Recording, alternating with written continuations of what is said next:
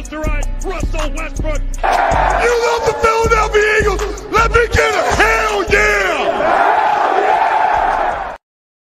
Hey, what's going on, guys? Welcome to another edition of Party on Broad. Before we get started, please like and subscribe to the Painted Lines YouTube channel. Turn on notifications, all that fun stuff. Party on Broad can be found on iTunes and Spotify. So if you're watching us, awesome. Make sure to hit that like button. If you're listening to us, thank you again. Give us 5 stars, all that fun stuff. All right, what are we doing today? Today, I am going out of my freaking comfort zone, and we are doing an Eagles 7-round mock draft. No trades. No trades, Mark. You got that? I'm ready. This is what I try to do generally to try to get in the mindset of where we're trying to pick and try to not put my spin on it a little too much. Yeah, so of course, joining us today is the man, the myth, the legend, the host of the Tough Cover podcast. Follow him on Twitter at Mark Henry Jr. _ What's going on, man? What's going on? I'm going to the Phillies tonight, but I'm always happy to get some NFL draft research in during the day. Oh, man. This is why I said it's out of my comfort zone, because it takes me away from my mental approach of how I want the Eagles to attack this draft. It has always been about, for me at least, day 2. I've always loved the concept of trading slightly back and really going all in on a couple of round 2 picks, a couple round 3 picks, because there's a lot of safeties, linebackers, corners, interior offensive linemen, a lot of edge rushers, guys that I really like as fits here for the Philadelphia Eagles. So if you've seen this, I think this is number 7. Yeah, 7, yeah. So now we're like, that's my kind of trend that you'll find in the previous 6 mock drafts where I trade back, I trade up, and I'm of the belief of quality over quantity as the Eagles roll forward. And that's just my mindset. You ready to do this, man? Yeah, something you were talking about, like your kind of mindset with the 2nd and 3rd round, the day 2 guys that you wanted to go in on, like the defensive side. For me, something I noticed when I was doing my big board going into this, I have 15 offensive linemen in my top 52, and then no one really. I think I only have like 2 offensive linemen, 53 through 100. So I think that the strength in offensive line is really in the top 50 or 60 of the draft, whatever you want to say. So I'm really going to try. It's hard for me to pick an O lineman over like an edge rusher or something exciting in the 2nd round. But I'm going to try to that's something I have in mind going forward because I don't think it's very deep. I think it's a little bit top heavy. All right, here we go. I'm going to lead us off here. Again, thanks to the Draft Network. Don't know what I would be doing without this website. Go check it out. Draftnetwork.com has we're going to do fast speed here, 7 rounds, just because we're not doing any trades. And here we go. Let's get this started. We're rolling. Trey Lance. All right, I've got a trade offer from Chicago, Jets, and New England. They are gone. Holy cow. Holy smoke. I don't think I've ever seen this scenario ever, where you have Zach Wilson and Justin Fields available at number 12, and literally just said it. Like, this is a perfect trade down situation for the Eagles, I think. But we are not doing trades, so I got to, resist the temptation here. I'm going to stick at 12 here with J.C. Horn. I'm going to stick with my cornerback, J.C. Horn. I've selected him. He plays with an aggressiveness that I think Eagles fans will absolutely love. He definitely needs to work on a little bit his technique there, but you got to get an outside corner, at least one in this draft, and that is, I think, a really strong pick for the Eagles. You're up, dude. Yeah, let's start it off. I won't give my thoughts on what I would have done in that scenario, just in case I'm in the same one. But cool. if I'm not, I'll kind of say what I would have done. Okay. Pick 6. Oh, I thought I was sharing. My bad. There we go. All right. I can't get this ad out of the way down here, but we got Smith on the board. We've got Parsons. We've got Horn, Dariso, AVT from USC, Najee Harris, Jalen Phillips. But I'm sticking up near the top, and I'm getting the number 3 guy on my board. I know that he seemingly has been, the guy that's been falling as of late. It's been he's everyone's wide receiver 3 at this point. And some people even have Bateman going above him, and maybe Kadarius Toney if you're really high on him. But I think it's just a little bit of nonsense personally. I think he didn't win the Heisman for no reason. This guy, everyone's worried about the height and the build. He did it against the same people Jamar Chase was doing it against in the SEC, and the same people Jalen Waddle was doing it against. I think he's got a lot of Marvin Harrison in him, which is something that I think any team could use, especially a team as barren at pass catcher as we are right now. I think that would be just a dream scenario. Love it. All right, I am up. All right, looking at my board, I've got an interior defensive lineman. I've got my boy Zaven Collins. Elijah Moore is an interesting name. I went Rondale Moore last time, and I got some flack on it on the YouTube comments there, about how we don't need a slot wide receiver. I disagree with them. I think we need someone to develop as an improvement over Greg Ward. Amari Rogers is interesting. There's your boy Gregory Rousseau, who is falling. My goodness, Jabril Cox, Asante Samuel's there. I'm not going to take him because I already got J.C. Horn, who is prolific at the line of scrimmage, and I'm going to just continue to build there. Christian Barmore is going to be my pick here. I know I'm not getting any playmakers at wide receiver, but J.C. Horn is physical at the line, and so is Christian Barmore. You look at these two positions, the cornerback position and the Eagles defensive line. These are two positions that need an injection of youth and talent, and I feel like I'm giving those two spots a major boost there to develop. So Christian Barmore is my guy. You are up. Yeah, just a couple quick notes there. Your note on Rondale Moore. I have Rondale Moore 29 overall, so I have him as a first-round talent. I think he's a stud athlete. He's someone who I'd be very interested in the second round if we didn't make a first-round pick on a wide receiver. And then Barmore's a guy I have at 32. So both of those would be picks that I would be psyched about. But let me pull up mine right here. And like you said it, my boy Gregory Rousseau. I wanted to go O-line here. I prefaced the whole thing saying I wanted to go O-line. I think if I were to go O-line, I'm trying to look at my big board here. I think we have I think Eichenberg's off the board. Yeah, I would have to be reaching at this point, probably on a Creed Humphrey or a Wyatt Davis on the interior O-line to help us out at a couple different spots. But I just think that the upside of Gregory Rousseau, I cannot pass it up. This sounds absurd because they have him at 51, but I think that Gregory Rousseau is a top 10 talent. I have him number 10 overall on my board. So that sounds crazy getting him in the second round. But if I walked away with Devonta Smith and Gregory Rousseau, just end the rest of the draft, I'll be happy. Oh man, love it. All right, that means I am up. And look how this fell. I am in a pickle here, guys. I am really struggling here with this area because look at my picks, which I love: J.C. Horn, Christian Barmore. Jonathan Gannon is the happiest person. It's Christmas for Jonathan Gannon right now. He's getting talent across the board there.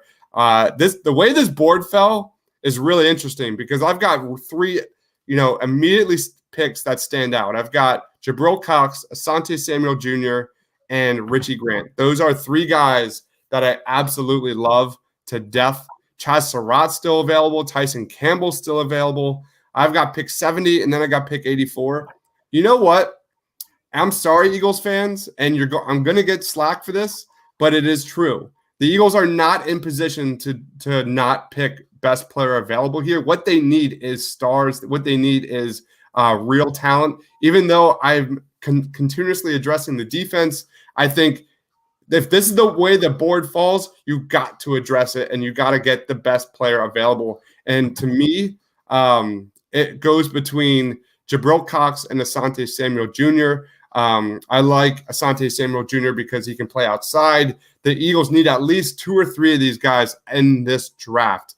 And you got J.C. Horn, you got Asante Samuel Jr. But where I'm going to go, though, is Jabril Cox. I think the Eagles would really benefit with this guy. I'm throwing so much youth and talent to this defense. But what this guy does is he plays coverage. He can drop back in coverage like the best of them. Jabril Cox is my guy. And I feel like I'm going to get a lot of hate from Eagles fans for no wide receiver there, my top 3 picks. I think you got to take it how the draft falls to you. And Jabril Cox is an absolute stud. I have him 36 overall. So to get him at 70, I think is insane. I was not as lucky. Jabril Cox and Asante Samuel, both guys that I would have liked, went in the early 3rd round in my thing. But I saw a guy who went in yours who didn't go in mine. And I still get to address the interior O-line. So I moved down a little bit, and I take Quinn Miners. I'm not sure I'm saying that last name correctly. I got to get my pronunciation guide out. But he's from Wisconsin Whitewater. He's an interior O-lineman. He's one of the fastest risers in this draft. He impressed a lot of people at the Senior Bowl.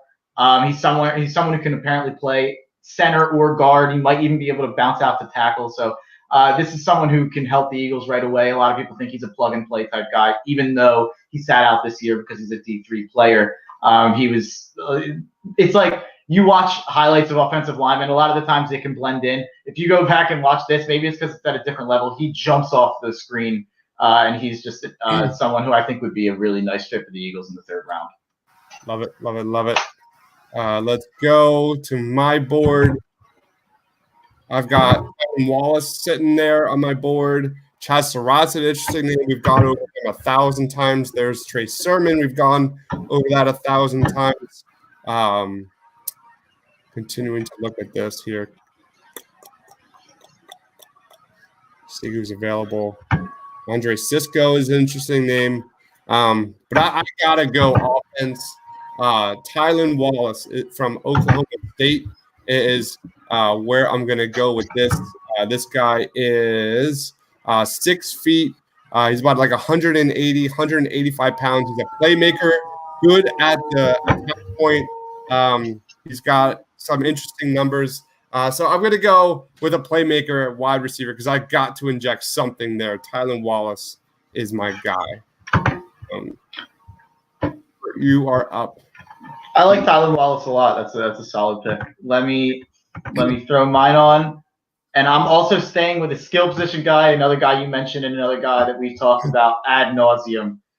Trey Sermon is someone who I think is a day 2 talent, just because of everything we've talked about, from pass blocking to being able to really be, I think, something that would be a phenomenal complement to Miles Sanders on the ground, really between the tackles, and let Miles Sanders maybe, hopefully, be the receiver he was in his rookie year this year, and really we can use him in that way. And use Sermon in a lot of different scenarios. And I do think that the main thing that is enticing about him is the pass blocking and what he could do for Jalen Hurts in that sense. So I'd be, with this draft, so far, I'd be doing jumping jacks. It's fun when you're on the clock, right? It's totally Yeah. All right, I am up. We are now in the 5th round. I think round 4. Sorry, we're in round 4. And I'm going to go with a guy that I've been talking about for a while.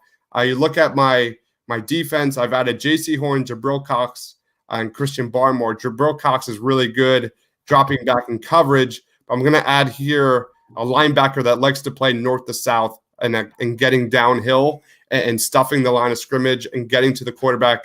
I'm going to go with a Bama linebacker. You can never go wrong with that. So I'm adding LSU linebackers, and now I'm adding a Bama linebacker in Dylan Moses.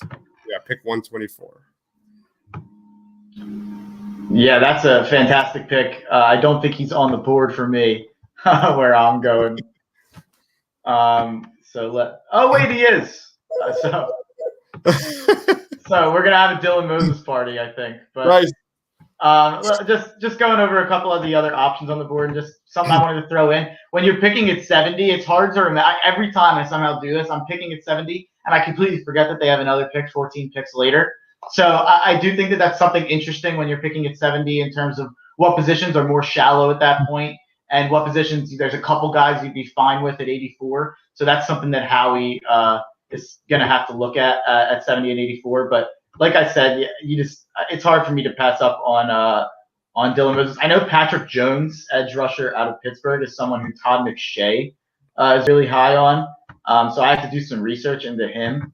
So he's someone who might be interesting here. But since I already took an edge, I'll go with Dylan Moses, who I've done the research on already, and I'm a big fan. And I don't. At some of these times when these people are falling, I just think it's noise. A lot of the time they don't end up falling, and a lot of the time I think it's just overblown. And when they do fall, sometimes it's a complete mistake. So I think Dylan Moses would be a steal at this point. Awesome. All right. I am up. Looking at the way the board has fallen here for me. We're now in round 5. Again, lots of defense on my board. Where I'm going to go, though, I'm going to go offensive tackle, and I'm going to go Walker Little out of Stanford. This guy is massive, 6'7". He's a junior. He's a potential left tackle there. As much as we've seen from Andre Dillard and Mayalata, like, you've got to be able to shore up the tackle position moving forward. And you can never have enough depth. You can never protect Jalen Hurts enough. Excuse me. You look at how the Eagles' offensive line has been lately. That's my guy, Walker Little. All right, so let me pull it up. I see a couple guys here that stick out to me. The only problem is it seems like all the guys that are sticking out to me are at positions that I've already drafted at. So I think I'm probably going to end up taking a second guy at a position. Kylan Hill is a guy that was unbelievable in short spurts at Mississippi State. But since I already took Sermon, I don't think it's wise to use another pick on a running back. Same goes for Chuba Hubbard. Then you look at some of these safeties. I feel like these could be nice values. I'm struggling there. James Wiggins and Richard LeCount, both guys that I've seen us on the Painted Lines draft in these mock drafts. But let me go down a little bit, and I'm going to add Daz Newsome from North Carolina as a wide receiver. And I don't have as much of a problem picking a second wide receiver because I do think we need multiple. Since we didn't really address it in free agency, I'm fine taking Daz Newsome there. Diami Brown, his counterpart at North Carolina, is kind of getting a lot of the buzz, and he's a little bit of a riser, it seems. So I think he's getting forgotten about a bit. I think Daz Newsome was just as good in college. Love it. All right. On my board, we are rolling here. We are now in round 6. The guy I'm circling here is Malcolm Kuntz, edge guy from Buffalo. This guy, 6'3", 250 pounds. Little bit of a developmental guy, but definitely, especially at a 4-3 defense. But it looks like he might need to add a little strength at the next level. But if he does, you look at his production, 13 sacks over his last 17 games at Buffalo. He's definitely got a lot of talent at getting to the quarterback. So he might need a little help developing. But you look at Josh Sweat, you look at Derek Barnett. I am not sold on those guys at all. And adding another guy to give competition there would be a good idea for the Eagles. So I'm going Malcolm Kuntz there. You're up. I'm being a little my draft network's being a little slow. So I'll kind of talk about where I'm at right now going in. Okay, there we go. Pick 189. We drafted 2 receivers, we drafted an edge, we drafted an interior lineman, we drafted a running back, and we've gotten a linebacker. Something that we didn't address in this scenario would be D-backs, which would be not very good. But I think with how the board fell to us, these were my favorite options. So someone I'm going to go with here. Let me look around a little bit before I take him. I can't believe I'm passing up on my guy, Jalen Darden, but I can't take another receiver here. So let me – all right. I'll take him. So let's go with safety, corner actually. Shakur Brown out of Michigan State. Someone who started there for a while at Michigan State, and Michigan State has produced a lot of defensive talent through the years recently. So I'm really taking a swing here. D-back is something that there were better players on the board or prospects that I like a lot more, like Jalen Darden, Khalil Herbert, and a bunch of other players, even a couple of O-linemen. But since I didn't address D-back, I felt like I had to there. So that's definitely my least favorite pick I've made so far, but had to take some sort of D-back. Jeez. Love it. All right, I am on the board here, and there's no hesitation for me. I'm taking Jalen Darden out of North Texas here. For my pick at 224. This guy is only 5'9". He's 170 pounds, but we're talking about a 6-round slot receiver And this guy is a playmaker. He's got elite acceleration. He can break tons and tons of tackles. I think he plays bigger than his frame, and I think his route running is really, really strong. Like I said, you need to find an upgrade over Greg Ward eventually. And I think this would be a really interesting guy to kind of learn the ropes under Greg Ward and develop. So I've got Tylan Wallace there as my wide receiver, who's more of a physical kind of wide receiver. Jalen Darden's more of that whoop, whoop, whoop, whoop, whoop kind of wide receiver there for the Eagles. So I think I got the best of both worlds. You're up, man. So real quick, I just want to say, I think you just beat me in this little draft thing.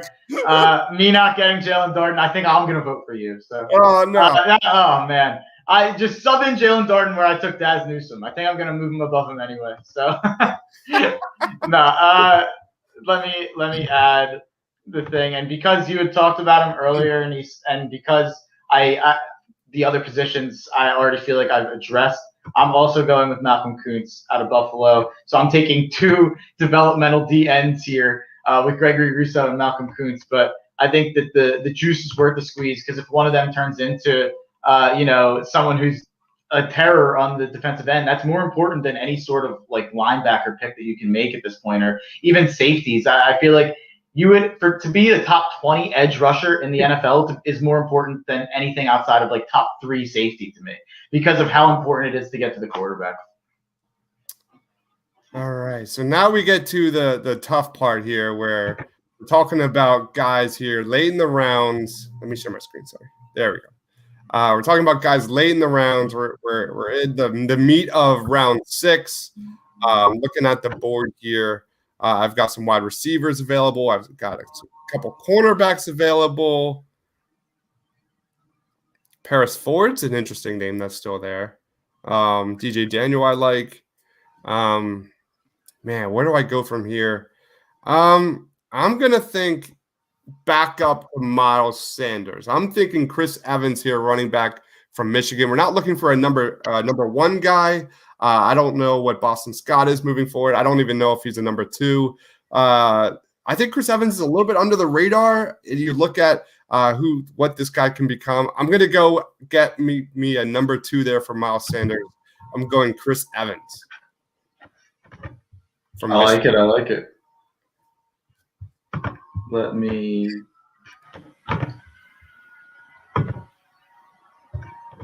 So I just picked 224. We're at 225 now. Another guy I like a lot, Sage Surratt, someone out of Wake Forest. The lesser known Surratt, with Chad Surratt going way higher, but someone I like a lot. But Trey Norwood, a corner out of Oklahoma, is another guy who I think is interesting, but I'm going to go with other way. DJ Daniel, cornerback out of Georgia. He's got good size for the position, good speed for the position. He's played in the highest level at Georgia in the SEC and covered some of the best guys in the SEC, and some of it didn't go his way, but the fact that he was the guy who Georgia put on those guys says a lot, because Georgia's a great defense that classically has a lot of D-backs. So I'm going with DJ Daniel, and I like that pick at this value more than I like the Shakur Brown pick a couple rounds before, for sure. Awesome. All right, let me share my screen. All right, we are in round 7 here. Sage Surratt's still available, which is an interesting name. You got him, right? I believe you got him. No, I didn't take him, but if he sticks around in here, I'm going to. There's DJ Daniel.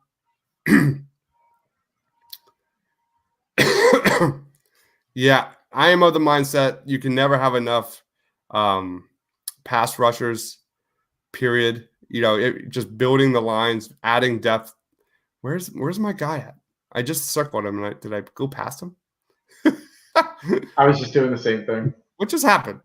I just saw him, and now I lost him. Unless he was taken. No, he's not there. Sorry, apologize. Paris Ford going that late is crazy. Yeah, right? There he is. I'm going to go with a guy in William Bradley King. Do you know who that is? No, I don't. Another kind of the same kind of developmental guy as in my previous pick there, and Malcolm Kuntz, William Bradley King from Baylor. Congratulations to Baylor, by the way. He was a two-star recruit coming out of high school. Just kind of really climbed the ranks here for Baylor. He transferred to Baylor, I think his junior or sophomore year, out of where was that? I did a video on him. I'm just drawing a blank. But yeah, again, 6'4", 250 plus pounds, can rush the passer, stop the run. Just getting guys to give competition there to Josh Sweat. And when you're in this range, I think that's the perfect position to just try and find guys that are a little bit toolsy that you can coach up and become potentially a starter down the line. Awesome. I'm going with a running back. I know I already took one, but Sage Surratt, I'm going to leave him on the board again just because I've taken him so many times. I'm trying to expand my portfolio of late-round guys here. Trey Norwood's another guy that's interesting, but I've already taken 2 corners. I'm going to go with Khalil Herbert, running back out of Virginia Tech. He's someone I talked about what feels like years ago when I think my first time ever on Party on Broad on the day three targets. He's not much of a receiver, and he transferred from Kansas to Virginia Tech for his 5th year, or else he probably would have been done playing football. But he put up 1,200 yards in his 5th year with 9 touchdowns in a short COVID-shortened season, averaging close to 8 yards per carry. So he's someone who just produced really well in the ACC against the best teams in the ACC, and was really the reason to watch Virginia Tech last year. So he's someone that would be interesting to get in the 7th round. Awesome. Did you take DJ Daniel? I forget. I did take DJ Daniel. Crap, I don't want to take him. Because he's sitting there, and I already took a couple edge guys. I like Taron Jackson there out of Coastal Carolina. Can't take him. Where are we gonna go? I mean, we're talking about, is this the last pick? I think it is. I believe so. Yeah. What do we got? We already kind of got a tackle. Maybe an interior offensive lineman would be nice. Where are we going? Josh Sills out of Oklahoma State. Have you heard of that guy? No, I have not. Neither have I. 6'6", from the Big 12, which I don't like.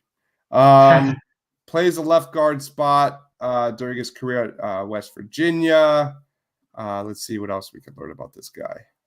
320 pounds, so this guy's a big dude. All right. He maintains aggressive nature, but it can also get him in trouble. Accuracy with second-level climbs and zone runs, when gaps cover. All right, yeah, why not? We're talking about a 7th-round pick. Let's go this guy. I'm adding some beef in the middle here. Josh Sills from Oklahoma State. Let me. All right.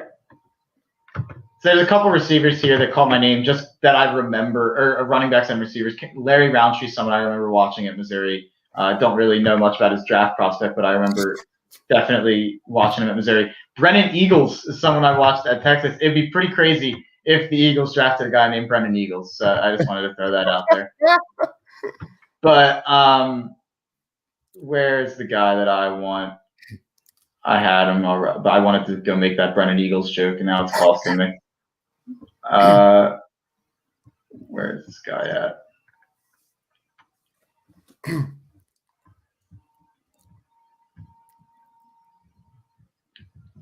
I'm struggling here. There he is. I'm going with Trey Norwood, corner out of Oklahoma, because he's someone that I was looking at before. So I ended up with 3 corners after complaining that I didn't take any to start the draft. So I guess it's kind of like what they did with receiver last year. It didn't really work with John Hightower and Quez Watkins, where you just take a couple swings at the end of the draft on a position that you missed out on. And that would be Shakur Brown, DJ Daniel, Trey Norwood. Hopefully one of them pans out. 2 of them pans out. You're throwing a party, or at least Jonathan Gannon is. So those are my 3 corner picks to end the draft. Trey Norwood from Oklahoma. All right, let's do a quick grade, and we'll end it up. and this podcast. All right, I've got J.C. Horn in the first, Christian Barmore in the second, Jabril Cox and Tylan Wallace there. Dylan Moses, let me scroll down. Walker Little, Malcolm Kuntz, Jalen Darden, Chris Evans, William Bradley King, and Josh Sills. Really adding a lot of aggression and toughness to the Eagles roster from this draft. I think I like this draft a lot. You look at my first 5 picks. I'm really happy about my first 5 picks between Horn, Barmore, Cox, and Moses. Tylan Wallace is nice. He's probably going to be at most like a slot flanker guy in the NFL. But he does have speed. He does have speed to take the top off of defense, which I like. So he's not super quick, but he will be able to stretch a defense. Walker Little, again, adding guys that can give competition to Mailata, Andre Dillard. Who knows what the future is for Andre Dillard in Philadelphia. And then I got some toolsy edge Kuntz and William Bradley King who have a lot of measurables that maybe if they get coached up, they could definitely add to that rotation. Chris Evans is just a guy to give Miles Sanders a breather every now and then. And then Jalen Darden is that playmaker that I think Eagles fans would love that could truly put pressure on a defense. I give this a solid B+. What about you, man? Let me pull up mine. So I feel like I'm going to zoom in a little bit. There we go. So I started out the draft with Devonta Smith, 12. Then we went with Gregory Rousseau at 37. That was like, for me, if I start out with those 2 picks, I am ecstatic. So I'll deal with whatever. If I'm weak at corner, I'll do what I did and take some swings at corner late. If I'm weak at O-line, hopefully there's someone there in the 3rd round who I like, which there was with Quinn Miners. The way people are talking around the league, and the way McShay and Kuiper were talking about on their last draft, they made it seem like this guy could go in like the 1st round, which is crazy because he was like a day 3 guy going into the Senior Bowl, and really just seems to have wowed the whole NFL. So if we got him in the 3rd round with his plug-in play right away, that's what people think he's going to be. That would definitely be helpful in case of injury this year. And then at 84, Trey Sermon, which is our guy, which has been for forever now. I couldn't be happy with that. Dylan Moses, we both got Dylan Moses. I think that him falling that far is just nonsense. Daz Newsome, I wish he was Jalen Darden. I just forgot to look for Darden when I drafted Newsome there because I forgot how low the draft network is on Jalen Darden. They're sleeping on my boy. And then we got, like I said, with the 3 corner swings, I kind of just look at them all as like one with Shakur Brown, DJ Daniel, and Trey Norwood. I do think one of those guys could definitely pan out. And then Malcolm Kuntz, an edge guy, just for high upside late. And you can never have enough pass rushers. Khalil Herbert was just another guy who I feel like could help. It's an upside play. From first glance, I definitely think you have a lot more balance than my team. Like you've just you've got high playmakers on offense with Sermon, with Smith. I don't have that. Mine is definitely more trenches and defensive based. But I like your team, man. If that was the Eagles draft, I would be super happy. Super happy. Yeah, I also got the benefit here. So this is a little unfair. I got the benefit here of having Devonta there at 12 when you had like the nightmare trade down scenario for this situation. So I did get a little cheat code there. I talked to my friends Draft Network to let Devonta Network be there, or Devonta Smith be there for me at 12. God, I would hold a team like the Bears or the Patriots like ransom so hard. Like, give me all the future picks. Yeah, absolutely. That would have been, of course, the draft that we do a no trade clause. That happens. I think I've done like 6 of these a day, and I've never ever seen that situation play out before at 12. But anyway, let's wrap it up, man. Where can we find you? What do you got going on, man? Well, today there will be no Tough Cover podcast, but you can follow the Tough Cover podcast at Tough Cover Pod on Twitter and Instagram. But if you want your daily dose of the Tough Cover podcast, I'm going on the daily dose at 2 o'clock. with Dylan Davis in 26 minutes, talking about the Sixers from last night, talking about the Phillies from last night, and previewing the Phillies for tonight. And I've got a couple picks for the people. So I'm excited to do that 25 minutes from now, I guess. Awesome. All right, guys. So what we're going to do now is I'm going to throw both of our mocks. We're going to throw it on the YouTube community tab to be voted on who had the better mock. I'm also going to throw it on Party on Broad on Twitter @Party on Broad. Go check it out. Go give it a follow. So that'll be coming. Dude, thanks for joining, man. Anytime. We got to do some sort of big board soon. I'm still ironing out my top 50 and top 100. Sounds great. All right. Thank you everyone for watching. Please be sure to like, comment, subscribe, all that great stuff. For Mark, for myself, stay awesome, guys. Check you next time.